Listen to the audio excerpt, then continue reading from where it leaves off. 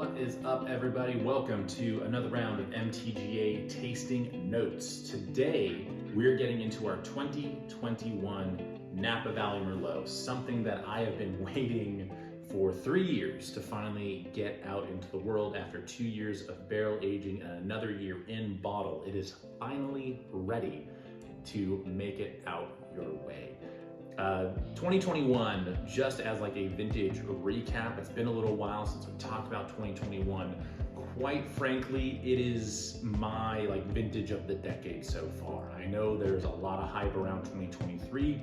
Those wines still are in barrel aging and they're tasting phenomenal, but right now, this is the clear frontrunner. It has just been outstanding for all the wines, from whites, lighter reds, to bolder and bigger reds. Everything from 2021 just seems to be absolutely delicious.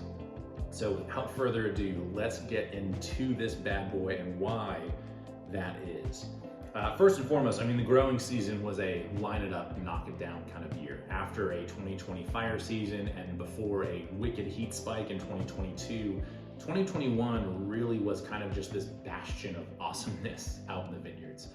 It was a pretty average year in terms of what Mother Nature was doing. It wasn't too hot, it wasn't too cold. We were able to kind of slow play things out in the vineyard a little bit. We didn't have to pick our grapes when we needed to. We could pick them when we wanted to, and that is a huge distinction for us out here. When you are able to kind of make these big decisions when you want to, that's way better than having to do something because your hand is being forced. So 2021 was, like I mentioned, a line it up to knock it down kind of year. It's one of those years where I truly believe it's up to us winemakers not to screw it up.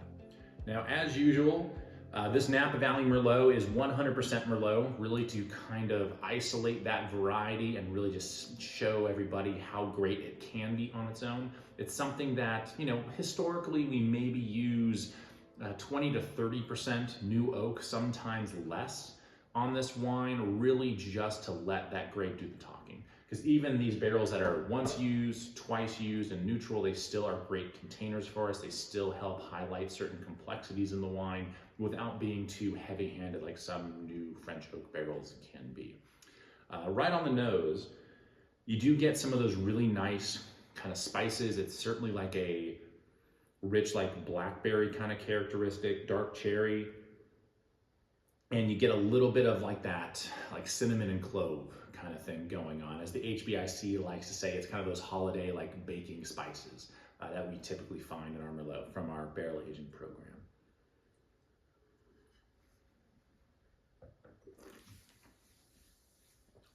And it's certainly a little bit more structured. There's a little bit more tannin right up front on this wine, where typically Merlot tends to be very, very plush, very, very sexy. Our 2021 certainly has a little bit more kind of bite to it. It kind of reaches out and grabs you, but what it has up front, it just kind of continues. It's a very even keel. There's a great acidity that you can feel kind of sizzle and tingle on the sides of your tongue. And the fruit characteristics definitely lean a little bit riper.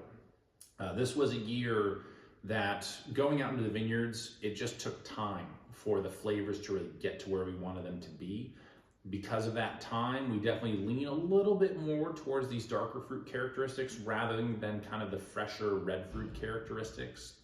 But it's very congruent to the other Merlots that we've put out in the past. This is certainly kind of one of the bigger, bolder years of Merlot that we've produced, frankly, which is why I love it so much. It's still, even though it's kind of this big and intense red wine, it still has this nice subtlety to it. It's almost like, it's not quite the iron fist in the velvet glove, but it's kind of along those lines. Where it's like, man, this is a really sexy wine, but it's got some big shoulders, some real oomph to it.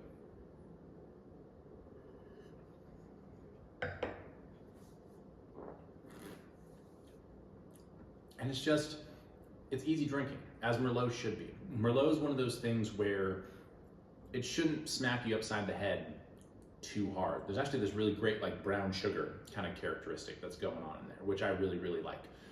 It's not sweet, as usual. Our wines are totally sugar-free, but it just kind of has that kind of caramelization to it, largely from the barrel aging side of things.